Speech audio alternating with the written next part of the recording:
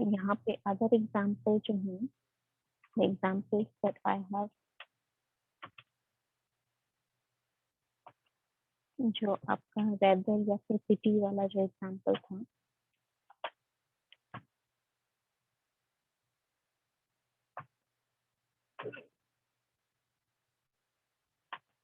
I will give you one example so that you have a hint. Example was written, it was quite an impossible task. This was your example. Now, if you look here, quite is the word that you have to use. Okay, जो word आपको use करना है, red में कर लेते हैं. And impossible is what? Impossible is an adjective. Adjective to your singular noun task. And because impossible के आगे आपका vowel word आ रहा है, vowel sound आ रहा है, यहाँ पर and लगा है. Understood? So you have to form this in this format only. जो many वाला statement है,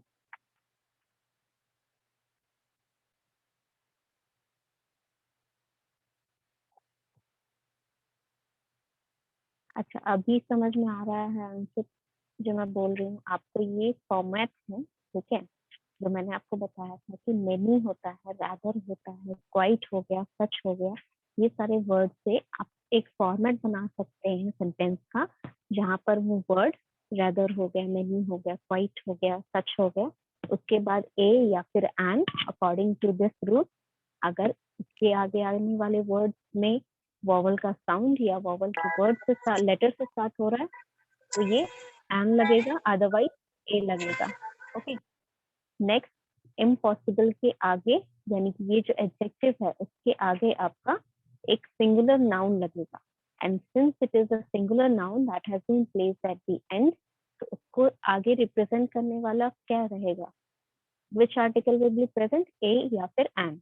मैंने आपसे कहा था कि आपको एक सेंटेंस फॉर्मेट करना है लाइक दिस, जहां पर मेनी हो, ए या फिर एन लगे, उसके आगे आप कुछ एडजेक्टिव अगर ऐड करना चाहते हैं तो कर सकते हैं, अदरवाइज एक सिंगुलर नाउन लगना चाहिए.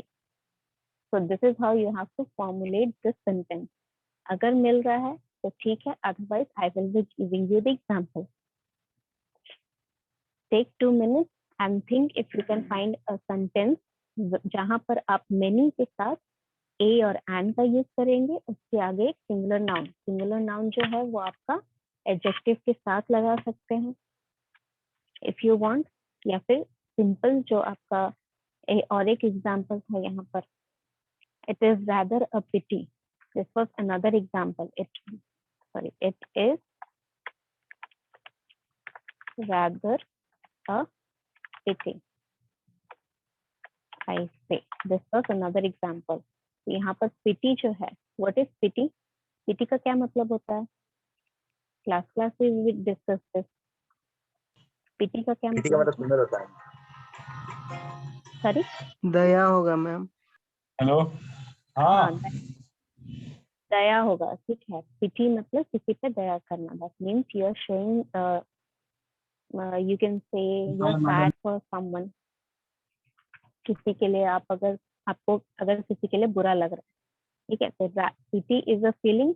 और जो फीलिंग होती है वो क्या होता है आपका? Abstract noun. So this is a noun and abstract noun is always in singular form, always.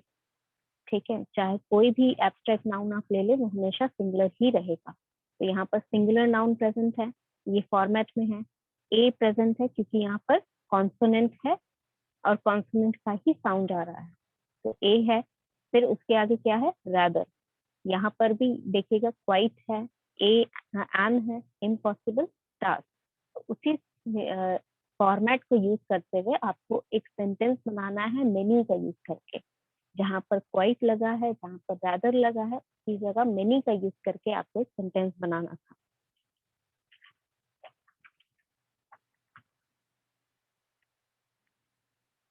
ये सेंटेंस अगर आप बना पा रहे हैं तो ठीक है, otherwise I will give you one example. Let's take one example.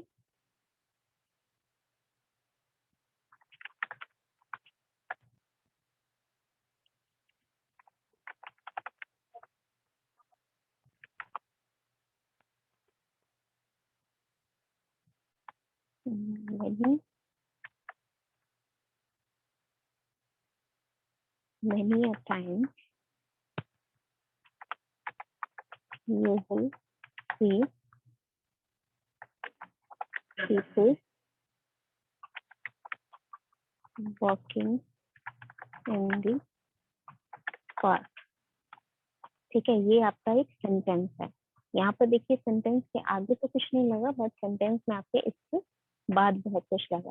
तो फॉर्मेट चेक कर लेते हैं। मेनी हो गया आपका, ठीक है, ए और एन लग गया। Many a times you will see जो है आपका वर्ब है, सॉरी टाइम नहीं आएगा यहाँ पर, सिंगुलर नाउन होगा। Time is your singular noun. Many a time you will see people walking in the park. Now people walking in the park जो है वो आपका सेकेंड पार्ट है, ठीक है। द फर्स्ट पार्ट क्या है, many a time you will see.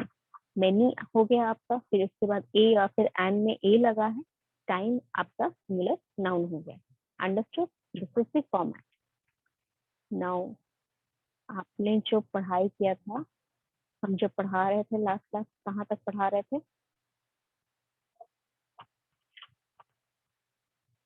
Let's take other rules where you should use a or an. तो a और an कहाँ यूज करते हैं हम लोग?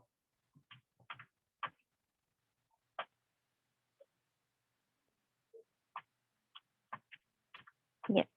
So you can see here in the example 7 number जो है where we are using expression of price, speed and ratio। ये चीज हम लोग लास्ट क्लास डिस्कस कर रहे थे। She can run 12 kilometers an hour। She can run 12 kilometers an hour, यानी कि एक घंटे में वो कितना दौड़ सकती है, दैट इज द स्पीड। तो सिंस यहाँ पर जो कंपैरिजन करने वाला क्वांटिटी है, एक आवर में कितना दौड़ सकती है, तो 1 आवर है, सिंगुलर है, दैट इज वाई यहाँ पर ए या फिर एन लगेगा। यहाँ पर वॉवल का साउंड आ रहा है आर में, तो एन लगेगा। Rice sells 50 rupees a kilo. 1 kilo में कितना प्राइस है राइस का, तो सिंगुलर यूनिट में कितना प्राइस है, यूनिट आपका एक ही किलो है, तो मैंने बताया था आपको एक की जगह आप अ लगा सकते हैं, ठीक है। In exclamatory sentences again when you are expressing your extreme emotion, such a long line, ठीक है, ये आप एग्जैजरेट कर रहे हैं कि आपको बहुत खराब लग रहा है कि इतना देर आपको लाइन में खड़ा रहना पड़ रहा है। In some phrases, in a hurry, keep a secret, यहाँ पर देखिए everything, a lie singular, a warning, warning is singular, a secret singular, ठीक है। whenever you find a singular noun you are using a or an in front of them। understood? ना यहाँ पे बताया था मैंने before a proper noun when it is used as common noun। एक proper noun जिसको आपने एक common noun की तरह यूज किया, that means if I'm saying कि he is a Shakespeare, इसका मतलब क्या, शेक्सपियर की जो क्वालिटीज के लिए वो फेमस है शेक्सपियर, उस क्वालिटीज को मैंने किससे कंपेयर किया, ही के साथ, जो भी यहाँ पर ही है। अंडरस्टूड? नाउ नेक्स्ट थिंग हमारा क्या था, let's see, yes, next is what, next is your before you are using a person that you don't know, यानी कि आप अगर किसी पर्सन को नहीं जान रहे हैं और उनके बारे में आप बात कर रहे हैं, तो उन पर्सन के नाम के आगे आप ए लगा सकते हैं। This poem is written by a Manish, मतलब मनीष को जो भी ये सेंटेंस बोल रहा है वो नहीं जानता, बट उसने उनकी पोएट्री पढ़ी and he wants to talk about the poetry. Next thing, जब आप वर्ब को नाउन की तरह यूज करोगे, he walks, he goes for a walk daily, he goes for a walk daily। now here यहाँ पर आपका क्या है, दो नाउन आपको दिख रहे हैं सेंटेंसेस में, he goes for a walk daily, goes is your main verb, goes becomes your main verb and walk becomes, since it is an everyday activity, ये एक एक्टिविटी के तौर पे हो रही है, तो यहाँ पर ये मतलब यू कैन से कि कोई एक्टिविटी का, जैसे आप गेम का नाम होता है ना, क्रिकेट आपका गेम का नाम है, playing cricket is verb, playing cricket is verb. तो यहाँ पर एक्टिविटी का सिर्फ नाम बताया जा रहा है कि everyday what he does is he goes for a walk. तो यहाँ पर वॉक जो है वो एक एक्टिविटी का नाम हो गया, यानी कि नाउन हो गया, दैट इज वाई यहाँ पर एज अ नाउन ट्रीट हुआ है, इसीलिए इसके आगे सिंगुलर है तो ए लगा है। Okay, next thing is doubt नहीं होना चाहिए किसी को, but if you are having any doubt let me know. Okay. Yes, we were talking about the questions where you should not use a and. A और an आपको कहाँ बिल्कुल नहीं यूज करने हैं, जहां पर प्लूरल नाउन यूज होता है. जैसे कि if I am using what, अगर मैं स्टूडेंट यूज कर रही हूँ तो उसके आगे मैं अ नहीं लगा सकती हूँ.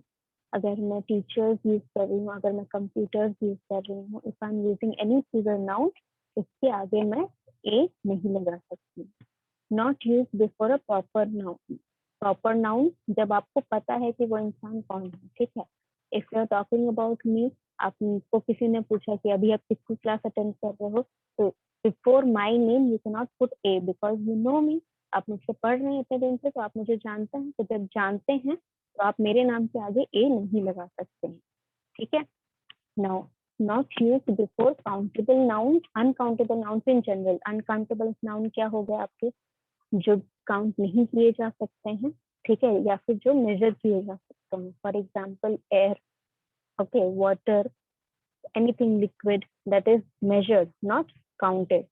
जो भी लिक्विड है वो मेजर किया जाता है, काउंट नहीं किया जाता. तो before any of those things that can not be counted, 1 2 3 4 में आप काउंट नहीं कर सकते हैं, तो उसके आगे आप ए और एन नहीं लगाएंगे.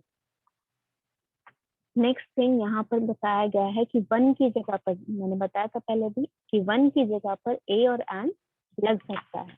For example $1, $1 million. ठीक है. यहाँ पे 1 million होगा, सॉरी फॉर दैट. $1 million जो है आपका, वहां पर भी, बिकॉज मिलियन अलग चीज है लेकिन है कितना क्वांटिटी, वन ही है. तो वन की जगह पर कितना भी उसके आगे लगा हो, किलोग्राम लगा हो, 100 लगा हो, मिलियन लगा हो, बिलियन लगा हो, वन के आगे लगा है तो आप वन को हटाकर ए लिख सकते हैं. $1, ₹1, ₹100. ठीक है. वन की जगह आप कहीं भी ए लगा सकते हैं. Special uses of one. One special uses of one मतलब जहां पर आप ए नहीं लगा पा रहे हैं. ठीक है. There are some situations where you cannot use one instead of one. One is used with another or other. यानी कि वन आप तब लगाएंगे, वहां पर ए नहीं लगा सकते हैं. वन लगाना है कहाँ पर, जहां पर आप आगे के सेंटेंस में, सेंटेंस के आगे अनदर या फिर अदर बता रहे हैं. ठीक है. मतलब सिर्फ एक लड़की की बात नहीं की जा रही है, वहां पर आगे और भी लोगों की बात कर रहे हैं. One girl wanted to read, another और other wanted to watch TV. यानी कि यहाँ दो लड़कियां हैं या दो से ज्यादा लड़कियां हैं. एक उसमें से पढ़ना चाह रही है, दूसरी उसमें से या बाकी जो है वो टीवी देखना चाह रहे हैं. तो you are talking about more than one people in the sense of the sentence. Sentence का जो सेंस है या मीनिंग कन्वे करना चाह रहा है राइटर, उसमें एक से ज्यादा लड़कियां हैं. That is why one another use हो रहा है. ठीक है. या वन अदर यूज हो रहा है, तो वहां पर आप ए नहीं लगा सकते, वन ही लगाएंगे. For next is your, one can also be use before day, week, month, year, season. Summer winter is your season etcetera. मतलब वहां पर आप, let me show this full screen with you if I can find.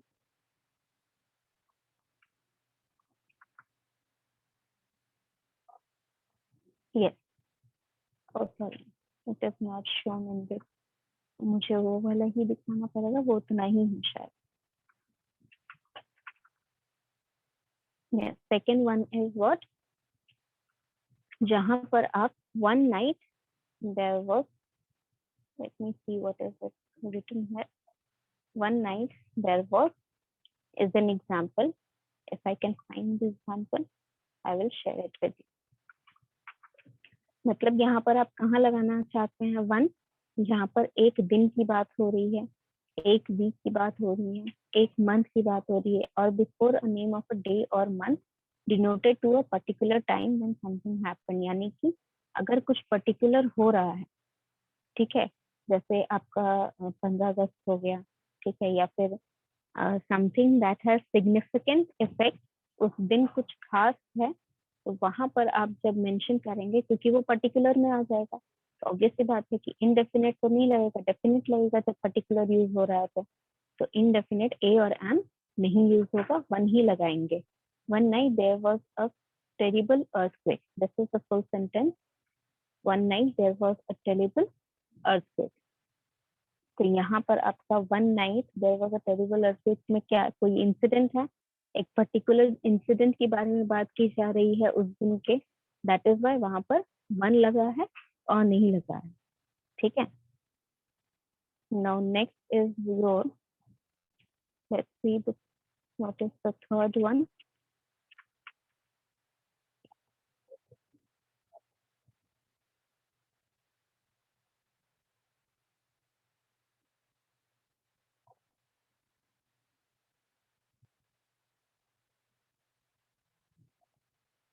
Yes, the third is one day can also be used to mean at some future time or date। यानी कि जब आप future prediction करते हैं, जब आप future prediction करते हैं कि एक दिन ऐसा होगा, ठीक है, one day this might happen, one day this something might specific happen to मी।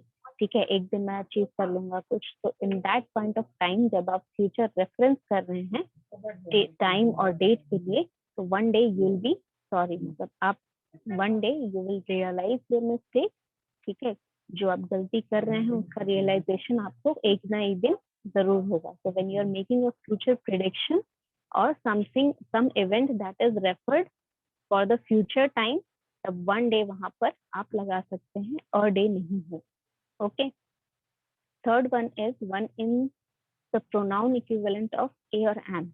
यहाँ पर देखिए प्रोनाउन इक्विवेलेंट वन जो है वो ए और एन का प्रोनाउन इक्विवेलेंट होता है। यानी कि जब आप नाउन यूज कर रहे हैं, मान लीजिए आपने मेरा नाम यूज किया, नेक्स्ट सेंटेंस में आप दोबारा मेरा नाम यूज करने की जगह शी लगाएंगे। ओके, सिमिलर वे में यहाँ पर जब वन एक बार आप यूज कर चुके हैं तो आप उसकी जगह ए लगा सकते हैं या फिर एन लगा सकते हैं। ठीक है, कहाँ लगा सकते हैं? For example this is the example that is written here, read carefully. ठीक है, ये एग्जाम्पल गिवन है आपका। Did you get the ticket? Yes I manage to get one. यहाँ पर एक टिकट की बात की जा रही है, तो जब क्वेश्चन पूछा गया तो क्या पूछा गया है? Did you get a ticket? मतलब उसको डाउट था कि उसको एक टिकट मिलेगा, ठीक है, एक भी टिकट नहीं मिलेगा, इसीलिए उसने पूछा क्या कि did you get a ticket. ठीक है, यहाँ पर आंसर में क्या आया? Yes I get one ticket, I get one. ठीक है, आई गेट वन यहाँ पर लिखा है, यहाँ पर और टिकट लिखा है। ठीक है, तो यहाँ पर एज अ प्रोनाउन लग रहा है। ठीक है, ये मान लीजिए कि अगर आपका नाउन है, this one is your noun, then this one is your pronoun. Okay, understood. Now the कहाँ पर यूज होता है? ए और एन का यूज आपका खत्म हो गया। If there is any doubt regarding this then you can ask me. ठीक है, मैं ये फाइल आपको ग्रुप में सेंड कर दूंगी। एंड बिफोर दैट मैंने आपको ऑलरेडी ग्रुप में सेंड कर दिया गया है कि आपका असाइनमेंट क्या है। तो due to your examination is going to है, तो मैंने टाइम ड्यूरेशन फ्लेक्सिबल रखा है, but I want the assignment as soon as possible. ठीक है, जब भी आपको टाइम मिल रहा है इस मंथ के एंड के पहले मुझे ये असाइनमेंट दे दीजिएगा। Understood? See, so next is जब आपको द कहाँ पर यूज करना है। First example is what? While speaking of a particular person और थिंग इन वन और वन ऑलरेडी रेफर्ड। ठीक है, वन ऑलरेडी रेफर्ड, देखिए यहाँ पर लिखा हुआ है कि वन ऑलरेडी रेफर्ड। जब आपने ए और एन का स्टार्टिंग फर्स्ट क्या पढ़ा था कि जब आप किसी चीज को पहली बार इंट्रोड्यूस कर रहे हैं, किसी पर्सन को आप पहली बार इंट्रोड्यूस कर रहे हैं, तब वहां पर ए और एन लगा सकते हैं। ठीक है, जैसे मैंने एग्जाम्पल में बताया था कि one sorry whenever there is a story starting, first sentence क्या होता है आपका कि once upon a time there was a girl in this village। ठीक है, तो वहां पर a girl आता है क्योंकि you're referring to you're introducing the character। ठीक है, आप इंट्रोड्यूस कर रहे हैं किसी को एक कॉमन नाउन यूज करके, तो वहां पर ए गर्ल लगाना जायज है।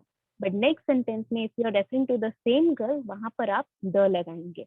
यहाँ पर ऑलरेडी मेंशन किया गया है, जो चीज यहाँ पर ऑलरेडी मेंशन की गई है कि when you are already introduce something, उसके बाद जब आप उस चीज को दोबारा रेफर कर रहे हैं तब आप वन वहां पर द लगाएंगे। ठीक है, यहाँ पर एग्जाम्पल में भी गिवन है, she found a purse, the purse contain a golden ticket. ठीक है, नेक्स्ट सेंटेंस में क्या है कि the golden chain is very precious. ठीक है, यहाँ पर आप एग्जाम्पल में देख सकते हैं कि तीन चीजों को इंट्रोड्यूस किया जाए, सॉरी हाँ, दो चीजों को इंट्रोड्यूस किया गया। पहली बार एक पर्स को इंट्रोड्यूस किया गया, फिर एक गोल्डन चेन को इंट्रोड्यूस किया गया। तो जब इंट्रोडक्शन हो रहा है, in the first line a purse refer किया गया है जब इंट्रोडक्शन हो रहा है। नेक्स्ट में द पर्स रेफर किया गया because it is already introduced. Again in the second line a golden ticket singular है, पहली बार इंट्रोड्यूस किया जा रहा है तो अ लगाया गया है। नेक्स्ट लाइन में फिर वही गोल्डन चेन को जब रेफर कर रहे हैं दोबारा तो वहां पर द लगाया गया है। Any doubt in this? Any doubt in this? No ma'am. Okay, next is your exception, कि कहाँ पर आप द नहीं लगाएंगे इस रूल के हिसाब से। First and subsequent reference, when we first refer to something in written text, we often use an indefinite article to modify it. वही सेम चीज जो मैं अभी तक बता रही हूँ कि जब भी आप किसी चीज को पहली बार इंट्रोड्यूस कर रहे हैं, चाहे वो कोई ऑब्जेक्ट हो, चाहे वो कोई पर्सन हो, आप उसके आगे अ ही लगाएंगे या फिर एन लगाएंगे according to the rule of a an you. ठीक है, अगर वॉवल है तो एन लगाएंगे, अगर कॉन्सोनेंट है तो आप ए लगाएंगे। तो सिमिलर रूल के हिसाब से जब भी आप किसी ऑब्जेक्ट या पर्सन को इंट्रोड्यूस कर रहे हैं, वहां पर ए और एन लगेगा। जब दोबारा उसी सेम चीज का रेफरेंस दिया जा रहा है, चाहे वो पर्सन हो चाहे वो ऑब्जेक्ट हो, आप उसके आगे द लगा सकते हैं। ठीक है, यहाँ पर देखिए लिखा क्या है, John said I'd like a glass of orange juice, a glass of orange juice. Same thing is referred back in the second sentence. Suzanne said, I put the glass of juice on the counter already.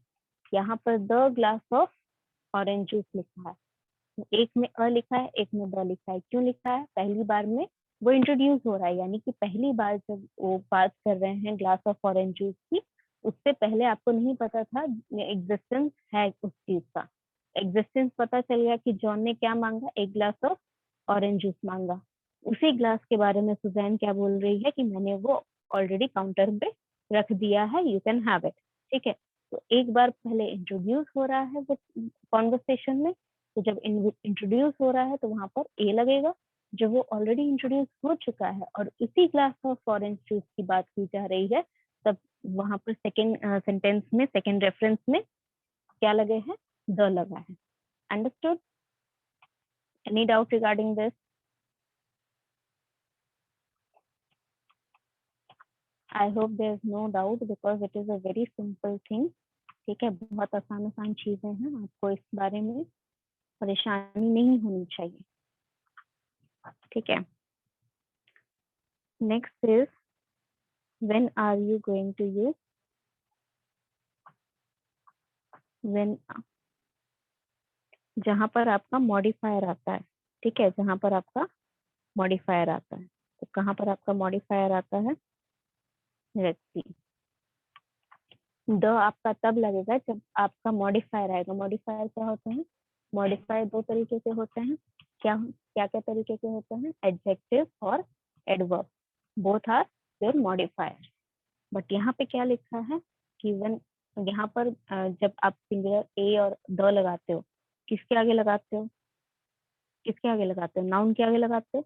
तो noun की बात हो रही है, तो noun का modification कौन करता है?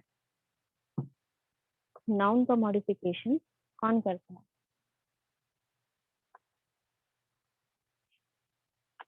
सेंटेंस में नाउन का मॉडिफिकेशन कौन करता है?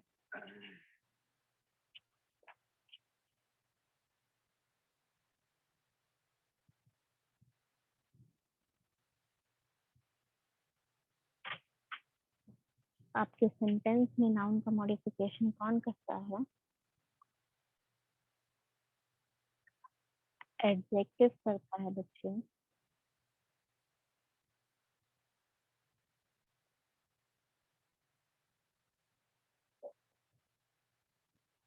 Okay, so noun, when you're referring to the noun, वहाँ पर मॉडिफिकेशन मॉडिफायर जो होगा वहाँ पर स्पेसिफिक मॉडिफायर का नाम लिखने की जरूरत नहीं कि वो एडजेक्टिव ही हो, क्योंकि नाउन के बारे में बात की जा रही है तो आपका एडजेक्टिव ही मॉडिफाई करेगा नाउन को।